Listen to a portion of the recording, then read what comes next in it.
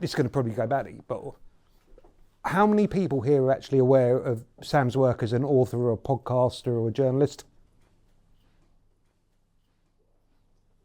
Tough crowd. Yeah. The leading question now. I think I might just go home. Hands up who thinks Sam's an idiot. No, we think you're lovely, Okay, and by the end of it, they are going to fall in love with you, as I have done. Right.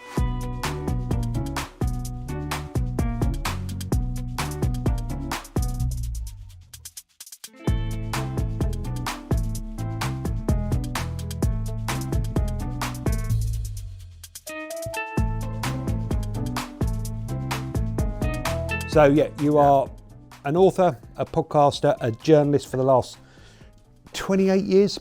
Yeah. National radio shows, TV shows, but over the last, what would you say, is it the 7 or 8 years that you've had a life change, shall we say? Yeah, I mean, I've been writing about this stuff for the last sort of couple of years, but about 10 years ago, I sort of changed my approach to life because I quit drink, and that was when I started doing things like therapy, and then I became interested in mental health and trying to get the message out there to blokes, and then this book and the book before it just were the sort of final. So the book before, you've got a habit of having quite catchy titles, haven't you? Yeah. So the book before was called? It was called Sort Your Head Out, Mental Health Without the Bollocks. Without all the bollocks. Yeah. And this one is? Stop Shitting Yourself, 15 life lessons that might help you calm the fuck down. You know what, the truth is, like, my publisher, like, particularly with this one, I had a lot of kind of slightly more intelligent sounding titles, so I thought it was time for me to like move up in the world. And they said, Sam, put swear words in the title, know your audience and know your fucking place. And I was like, well, I want to be regarded as a literary figure. And they're like, no, that's not going to happen. Put a swear word in it. So I was originally called Low Performance. I wanted to write a book that was basically the antidote to fucking Jake Humphries and all those arseholes, right? And it was about having more of a like chilled out, fun approach to life.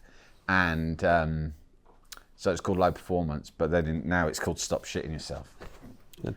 So as a bit of background, you said, yeah, life changed those years ago. Who were you before? And where were you? And what was the penny drop to go, actually, shit needs to change?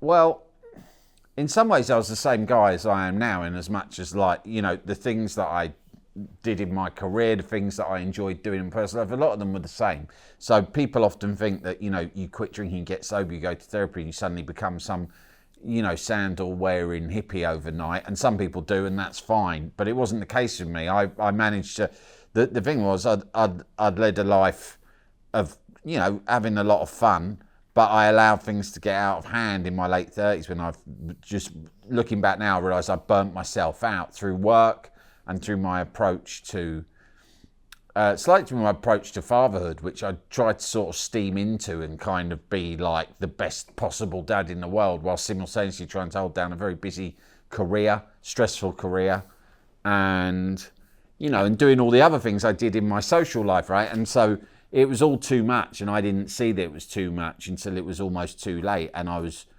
in my late 30s, I was just drinking to an extent that was very, very, very unhealthy, and taking drugs to the same extent. And it all got on top very seriously. And in many ways, I look back now and I think, well, I'm grateful that it did, because they use a phrase in recovery, which is gift of desperation. I got so bad in my late 30s that it forced me to address a lot of issues. It forced me to go and seek help, which I'd always been very hostile to. But I had to, because I realised, I was walking around probably when I was about 39, about 10 years ago. I'm 49 now. I was walking around thinking, yeah, I could drop dead at any minute, because I was aware that the lifestyle I was leading could just kill me. And so in the end, I went, I had 2 young kids and a wife who I love very much. So I've sought help, got help. It connected with me very quickly. I was lucky in that sense, in that it started to make sense to me very quickly. But I think that was because I was in a state of desperation. So you get to the point in which you open your mind almost to whatever someone tells you is going to help. if you're very serious about wanting to change or get better or save your life, you kind of think, yeah, I'll go with it. What have you got? But weren't you sort of, you had a very high-profile media career, and you basically had the life that lots of people would aspire to, and the rock and roll lifestyle that came with it. But you don't often get people that are so honest about the downsides of that rock and roll lifestyle and the loneliness and the sadness and the guilt of, chucking a load of money on coke, being Jack the Lag down the pub, and realising actually that's not who I want to be. Yeah, well, I mean, I just wasn't. It wasn't. You have when I was a kid, I had quite. There were times when I was an adolescent where I was sort of bored and lonely, and probably had ideas of what the opposite. I wanted the opposite life to the one I had, right? So, I mean, I won't go too far back, but I grew up in a single parent family, a council house in West London. We didn't have much money. The house was very chaotic, and I was the youngest of the four, and often just found myself kind of alone, bored, having a shit time. And I think it probably created dreams, because I was really into reading magazines and sort of reading about the bigger, more exciting world out there. And then I think I sort of devoted a lot of my life to kind of trying to pursue that life. And then I was lucky to sort of get into the worlds in which I was interested in. And I ran full pelt into that in my 20s and had some success and fulfilled a lot of ambitions in my career, and did sort of get to do a lot of the fun things that I had always dreamt of when I was a kid. And I thought, right, this will fix my life and make me feel better about myself. But it didn't. It's a cliche, but I was looking in the wrong places, and it took me until then I got married and had kids, and that was the thing that really mattered to me. But I thought I could carry on simultaneously working non-stop and partying non-stop, and trying to juggle all of those things at once, and thinking it was feasible, and it wasn't. And the point at which I just realised that I was waking up every day promising myself that I wasn't going to drink or take drugs that day, and yet every single day I would end up doing those things, very often within a few hours. In all honesty, towards the end, it wasn't at 6 I opened a beer. I'm talking at 9 a.m. I'd give in, right, having promised myself at 7 a.m. that I wouldn't. And then I woke up feeling shit the next day. And a lot of people, when I do these talks and things, say, oh, what was the moment you knew? What was the rock bottom where you knew you had to stop? And I often think it's a difficult one to answer, because people almost want you to say something very extreme, right? Because they want to then know, oh, well, that's not me. So I don't have a problem because I didn't shag a tramp, right? I didn't shag a tramp. But I often think that's what people want me to say. Wasn't expecting that. When I was at Talk Sport, right, I worked at Talk Sport. It was a massive drinking culture, right? And it was a lot of fun while it lasted. But when I quit drink, this is 10 years ago, and it's changed a lot there since then. But this is in the old days, and people couldn't compute it. It was like I'd started talking a foreign language when I said it to them. And I'm not joking, the boss used to introduce me to people. I don't know, I had clients who would go, geez, Sam Delaney. No, he don't. We'll go for a beer later. No, he don't drink. He killed his dog. Right? And I go, why do you keep telling people that? He goes, well, you've got to tell them something. You can't just say, I just stopped drinking because I didn't want to drink anymore. Because they couldn't compute. But people will think that's weird. I said, so why are you telling them I killed my dog? I've never had a dog. And they go, oh, you got to have a story. I'll just go along with it in the end. I thought it makes him feel better. Isn't it? It goes back probably further. I haven't read the book, but I've listened. There's a brilliant version on Audible, and you tell a story very well. But it goes back, I think, so much earlier about your need to fit in, right? So whether that's at school or football or work culture, and then the drink and the drugs almost become part of that social pressure, which quite a lot of us probably felt.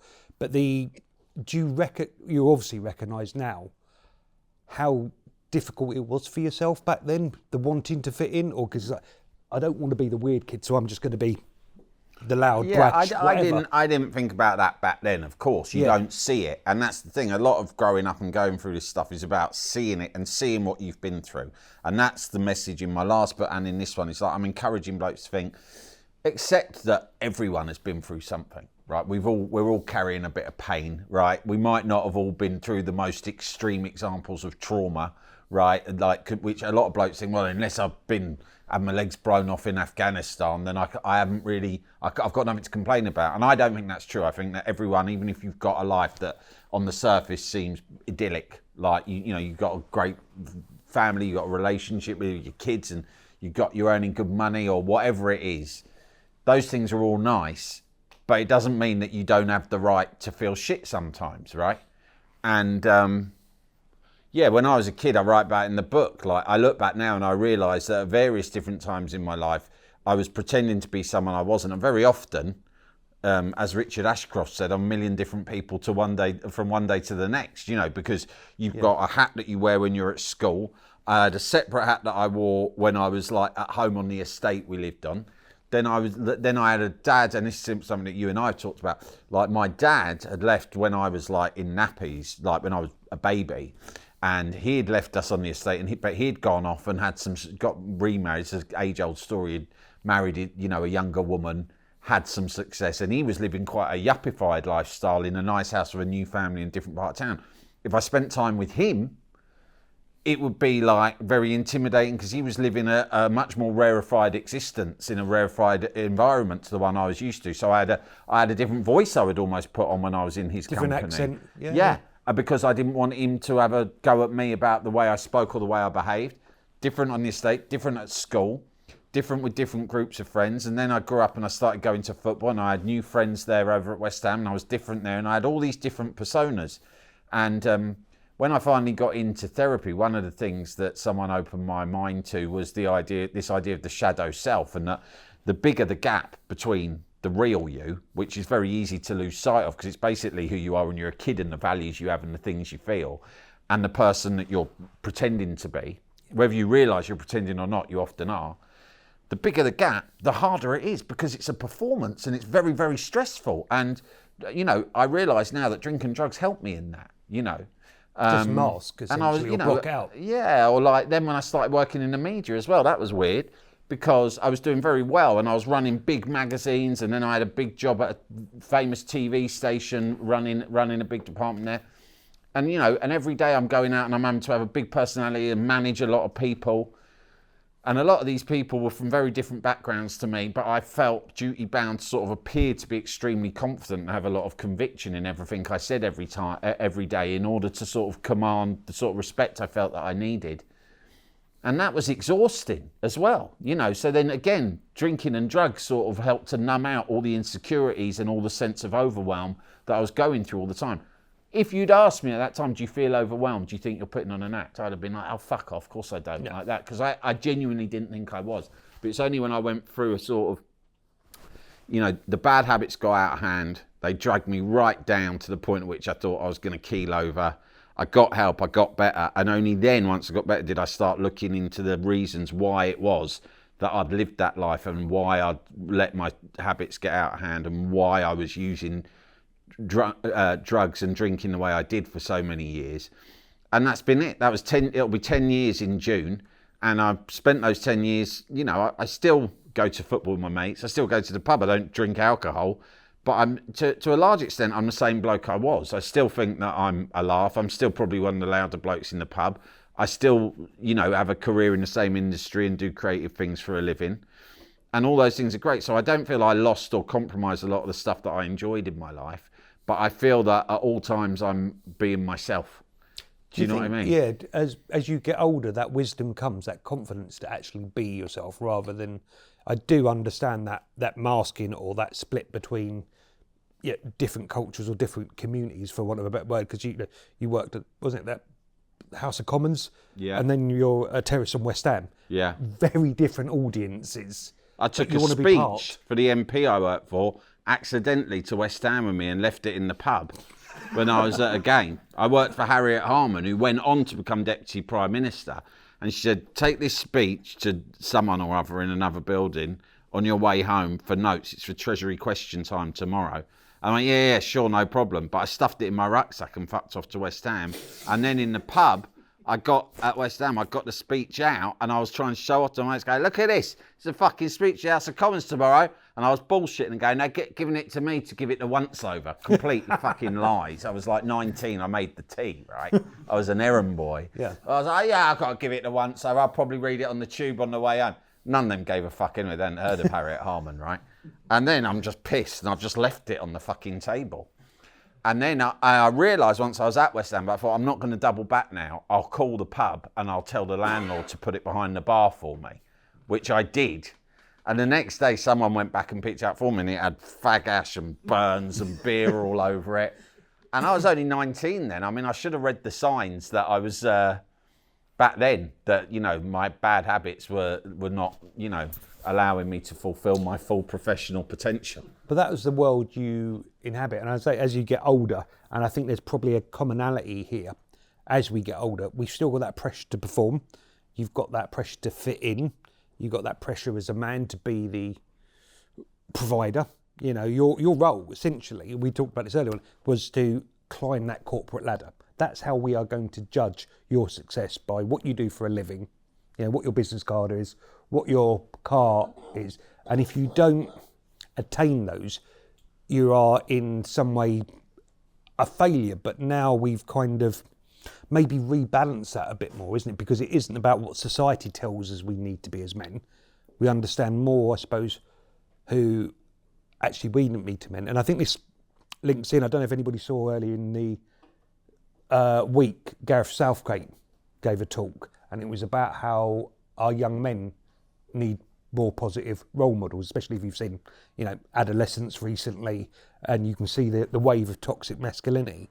But question I want to ask you, the role models and heroes that you had as a child, are they still your role models now? And would they be the role models that you'd want your kids to have? Yeah, I do write a bit about role models in the book, because I look at role models from when I was a kid, and one thing that we liked was rebels. So on the one hand, I look at the influencers who are all about this kind of high performance, sort of perfectionism brand of masculinity, which is very big in the podosphere and on YouTube. And it's not just, obviously, Andrew Tate is the extreme example that people talk about, but, you know, then at the other end, you've got Jake Humphries talking about, you know, practicing your world-class basics and all of that, which I think's weird. And I think it sets guys up for failure, that kind of mentality. And there's a lot of other people in the middle who are, you know, I mean, who's the geezer, Diary of a CEO? He's been exposed for, like... Stephen Bartlett. You know, he's a snake oil salesman. They're all like knocking out stuff about, you know, cod science to sort of line their pockets and encourage blokes to aspire to a lifestyle that is based around a couple of things. One is perfectionism, which we should all know is unrealistic and sets you up for a sense of failure, which is something that we're all struggling with a lot of the time anyway. And the other thing is it kind of makes you attach your sense of self-worth, your value as a human being, to your level of productivity, right? And that is something that this book is sort of trying to, you know, offer an alternative point of view from. You know, we are not what we do. We are not about our productivity. I mean, yeah, look, hard work's fine. I'm not a communist, and I'm not about saying everyone should quit their job and not worry about money. This is not what I'm about. I like, you know, I've always worked hard. I still retain certain ambitions, and I enjoy earning money when I can, you know. But one thing I didn't have was balance, and it's a bit like what you're saying. I'm like, life was black and white. There was a template for success that was laid out for me by, I don't know who, society, Thatcher, I'm not sure. Generational, ad breaks, yeah. Do you know what I mean? Encouraging me to spend or be a certain person. And now I have a balance in my life where I appreciate that there can be good things derived from, you know, producing work that you're proud of, or exercise, or any of this other stuff, but it's not the be-all and end-all of who you are and what you're worth. Do you know what I mean? And there has to be a lot of other things in your life, and you need to treat yourself well and know that you don't have to be like perfecting everything at all times, and not every day is about you improving your performance in every level, whether that's your personal best on the bike or, you know, your profitability at work or anything like that. Some days you can just be you. Do you know what I mean? Yeah. I've learnt that lesson. I wouldn't say that it has held me back in terms of the things I want to do in my life. In many ways, I've had more success since I started introducing more balance to my life, because I don't burn out so often and get ill. And by ill, I mean both physically and mentally ill. Yeah. Because that used to happen to me periodically, all the time. In my 20s, I was hospitalised on 2 occasions from what the doctors described to me in A&E as burnout, and I laughed and said, "I'll, you know, stroll on." That's not a badge of honour, isn't it? That's not a clinical condition, first of all. Yeah. And secondly, I sort of thought to myself, "Oh, that's quite cool, because it means I'm working hard and playing hard, and that's a cool thing to do." And obviously, that was ridiculous. It was stupid, and you know, it would always result in me hitting periods of not just like, you know, having very bad physical symptoms, but also I was like really miserable, because if you're only happy with yourself if you're totally smashing stuff constantly, do you know what I mean, and succeeding all the time, it's impossible to sustain that. So in periods where you're just jogging along and just being a human being with all of a human being's ups and downs and flaws and all the rest of it, if you can't be happy with yourself, then you're going to be unhappy a lot of the time, and that's unpleasant, you know. Sorry, you asked me about heroes. One thing that occurs to me is that I used to really like rebels growing up, right? And then I realised that all these influencers now are the opposite of rebels. They're like kind of uptight, weird sort of Tories, right? Big watch, wearing, and big watch, kind of just weirdos who are obsessed with like calculating the data about their personal performance every day, right? And I thought that's weird, because when we were kids, I liked Tucker Jenkins, Shaun Ryder, Chuck D, Gazza, and Jimmy White, right? All of these people were anti-rules, anti-establishment, pro doing their own thing, pro having a laugh. All of these new guys that I see men being into are like deadly serious, completely humourless, all about setting rules and sticking to them, and talking about words like routine and consistency, which are things that I find really tedious, right? Yeah. But on the other hand, a lot of the people I'm talking about are sad figures that I no longer do necessarily admire as much, or I wouldn't want my kids to look up to. Because when you talk about the people like we thought, especially in the 90s with the lad mags and everything, and we were like, right, Gazza, right, Jimmy White, George Best. Liam Gallagher. Right, Liam Gallagher. Yeah. And it's like, these were guys who, it was entertaining when we were kids, but most of them had like really bad alcohol dependency issues, right? Which is not pleasant. I mean, I don't judge anyone who drinks alcohol, and I had some great times getting on the piss. But the fact that we as a society were celebrating guys back then who were just like hopeless alcoholics, right? And you know, you question whether they're happy. You also look back and you think, we thought it was funny when Gazza wore plastic tits when he got off the plane from fucking Italia 90. But then like we're all like, oh shit, he beats his wife up. Do you know what I mean? And so I think that as much as I find a lot of kind of modern male influences very tedious and boring, I look back on some of the people I admire back then and I think, well, I'm not sure if that was quite right either. But there are some, you know, we now see people like Southgate, and particularly the players who played under him, you know, like whether it's Jude Bellingham or Declan Rice or Saka. You know, I've interviewed some of these guys and they're nice guys. Do you know what I mean? These are like sort of alpha males on the surface. So my 13-year-old son thinks, oh, Jude Bellingham's amazing. He's like a great guy. He's like an incredible footballer and blah, blah, blah. But at the same time, Jude Bellingham, when he wins the Champions League, the first thing he does is go over, get his mum on the pitch and get her to pose for a selfie with Jose Mourinho because she's always had a crush on him, right? And I think that's so sweet.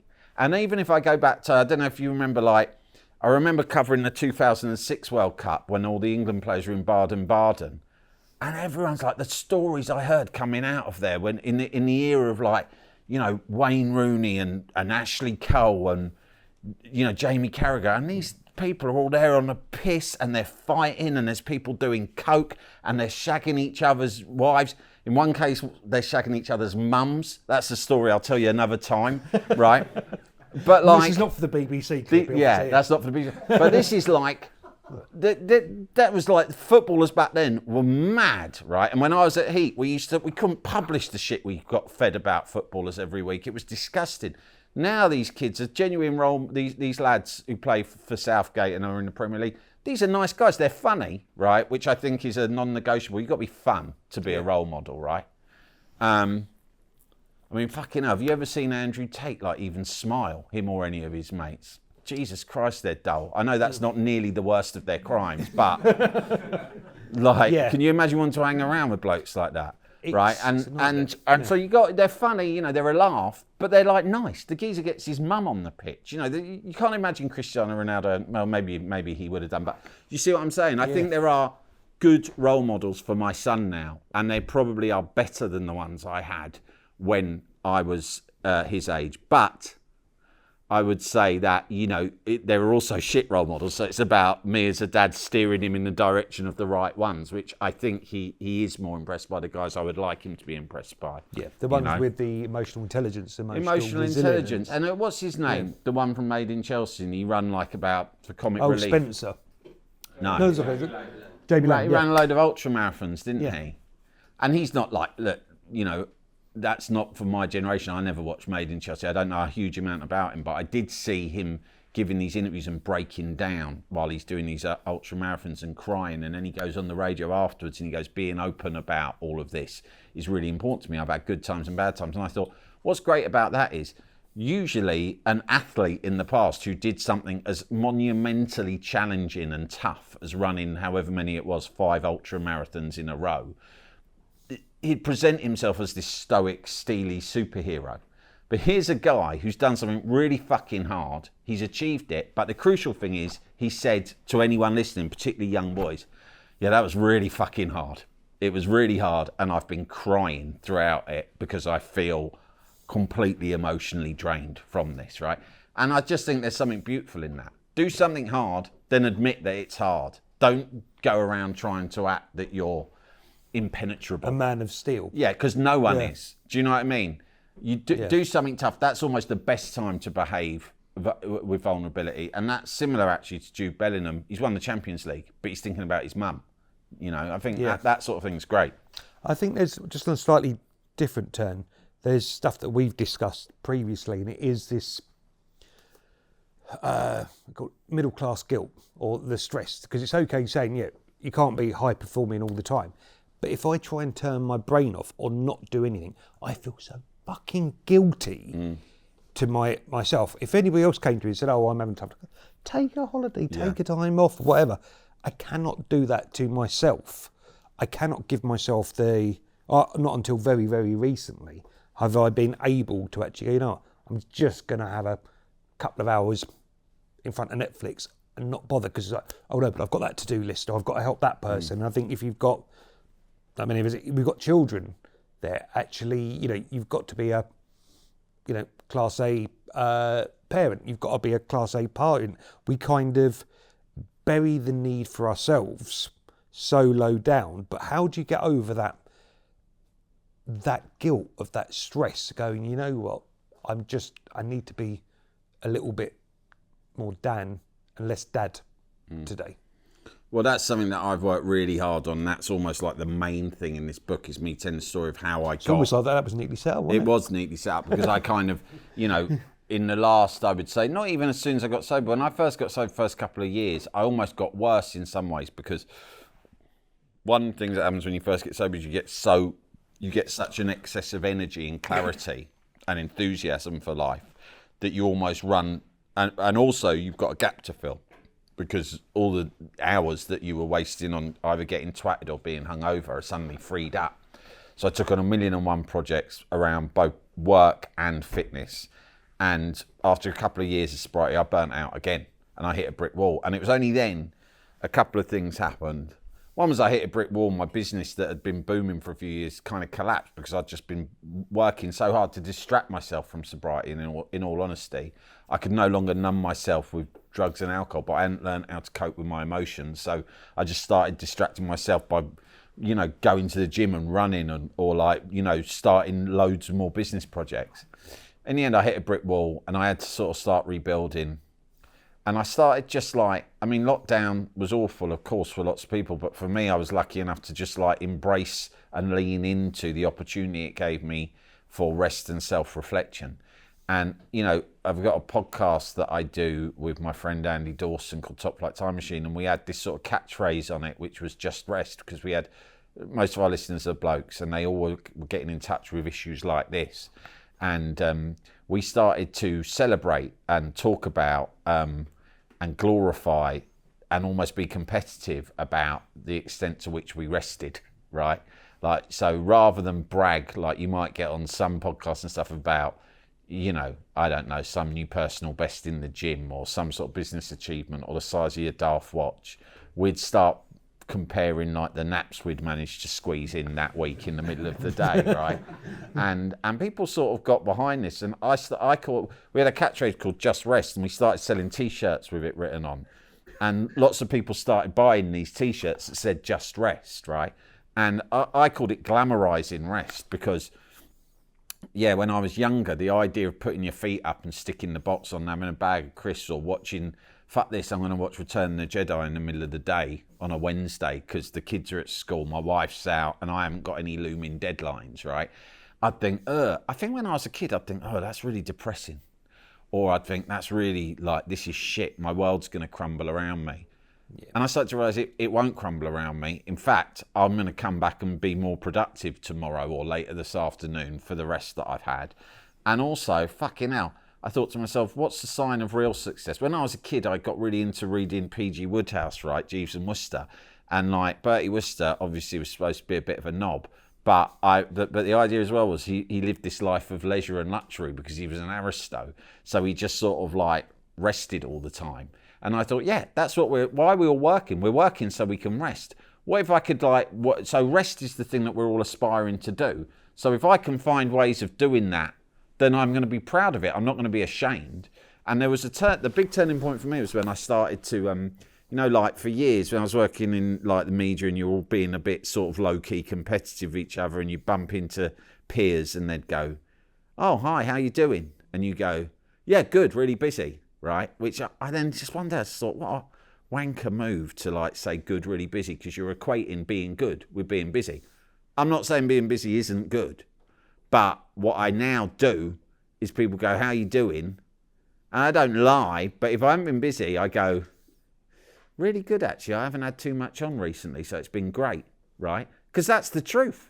I like it when I haven't got too much on. Obviously, I've got bills to pay. I'm not like a millionaire. I can't just afford to not work. But I treasure it when I have a few days or even a few hours where I don't have 101 fucking things on my plate to worry about. I treasure it. Yeah.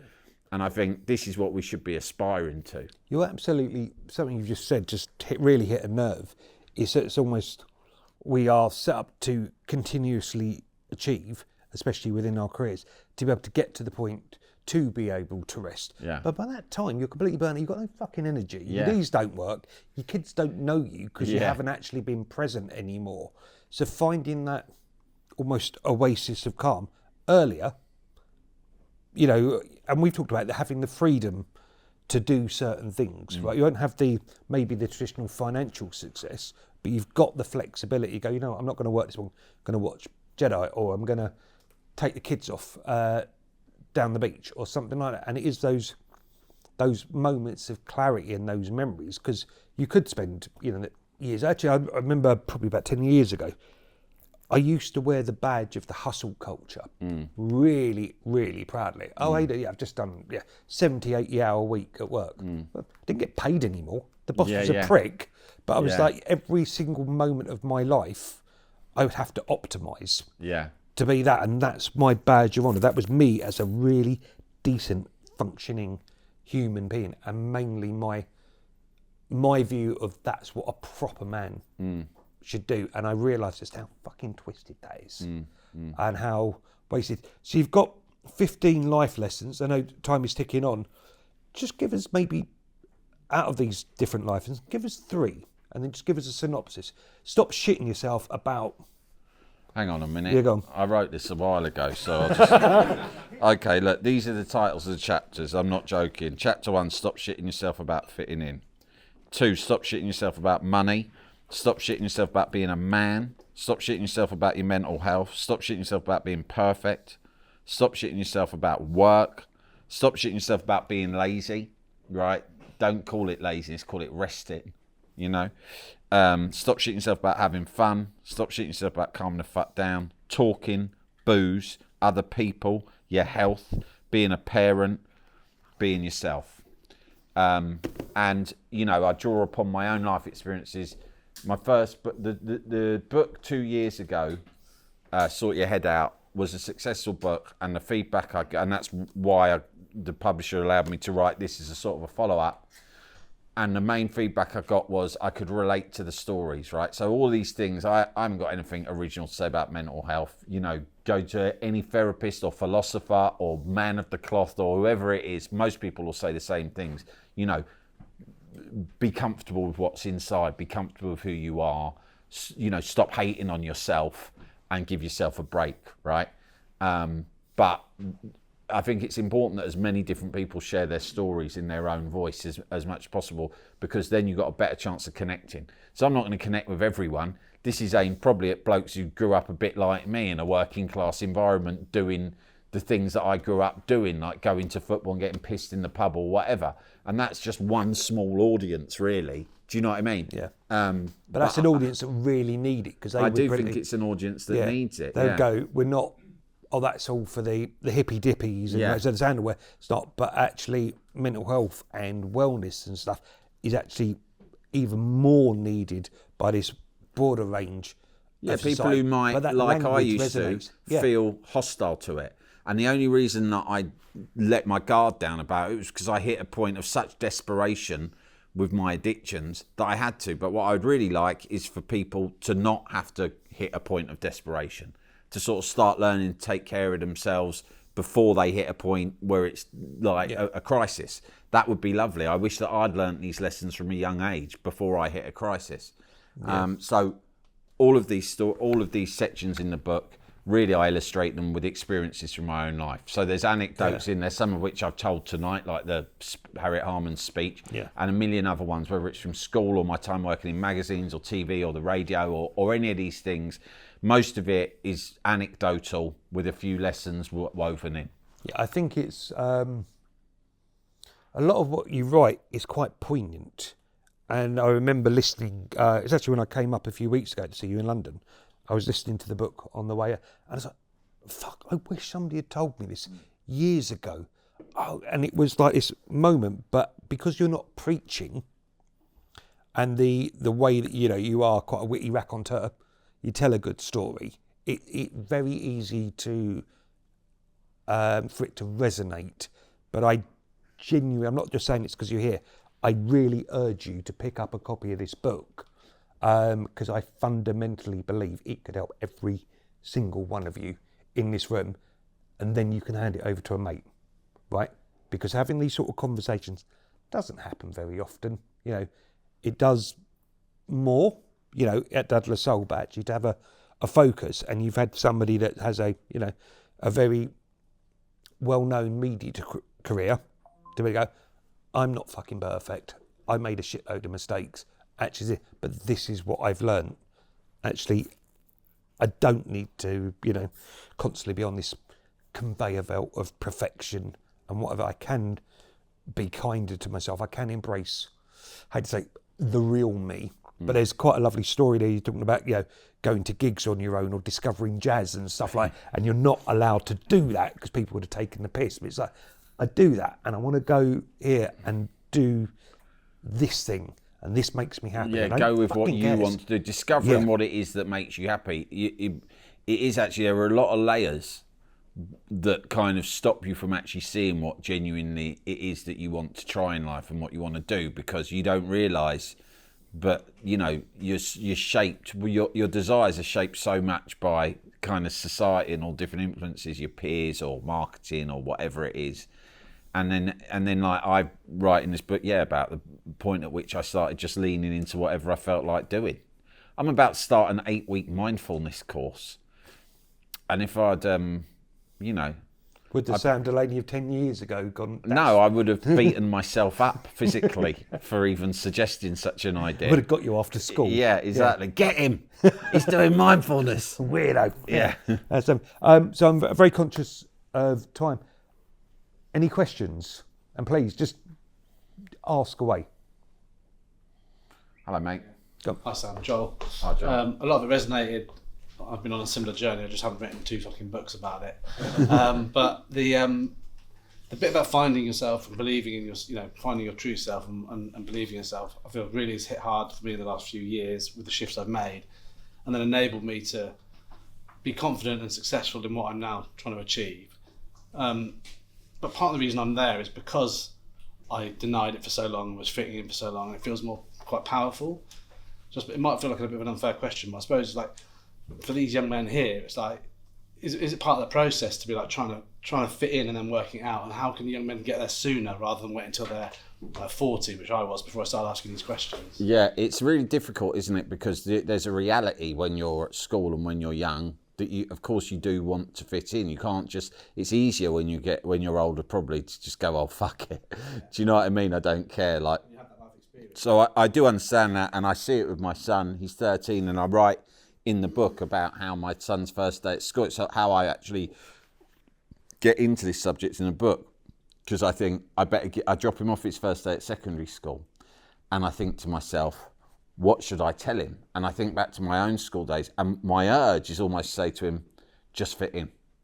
Because you're scared, you're looking at all these big kids in a big new rough secondary school, and you're like, just fucking fit in. That's what I did. I listened, I looked, I watched how people behaved and what they said, and I laughed at jokes that I didn't think were funny, and I went along behaviours that I knew were wrong, right? And I did it because fitting in is the most important thing. If you can just keep your head down for 5 years and fit in, then you can start being yourself afterwards.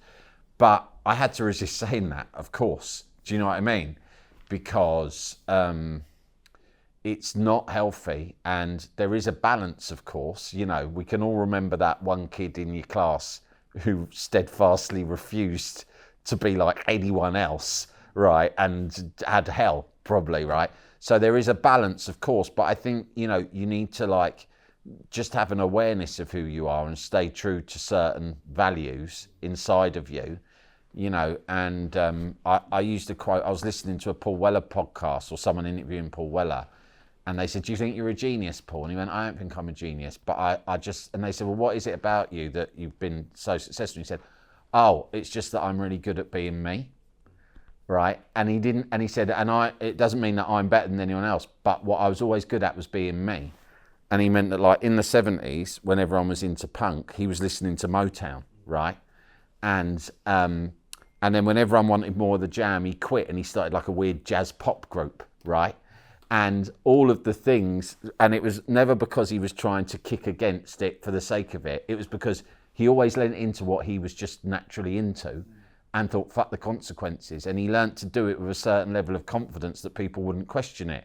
That's a very hard thing to do, by the way, and I would not have been capable of that when I was an adolescent. But there are definitely lessons to be learnt from that. Do you know what I mean? I think, be clear in your values, be proud of them, and there's certain lines you just can't compromise in yourself, Think of the things that we all did when we were like in our adolescence that we kind of knew, just a bit out of order, or this feels a bit stupid, but I'll do it anyway. By the time you get to 16, you're in that habit. And that was it. By the time I got out of school, I think I was already drinking and taking drugs. And I think I'd lost sight already of who I really was. And I was in the habit of pretending to be someone else, So I don't want my son to get into those habits. And so I try to encourage him to be clear on what his values are and stick to them. But look, this is not a perfect answer, but it's a tough thing, isn't it? Okay, can we have a big round of applause, please? Thanks, everyone.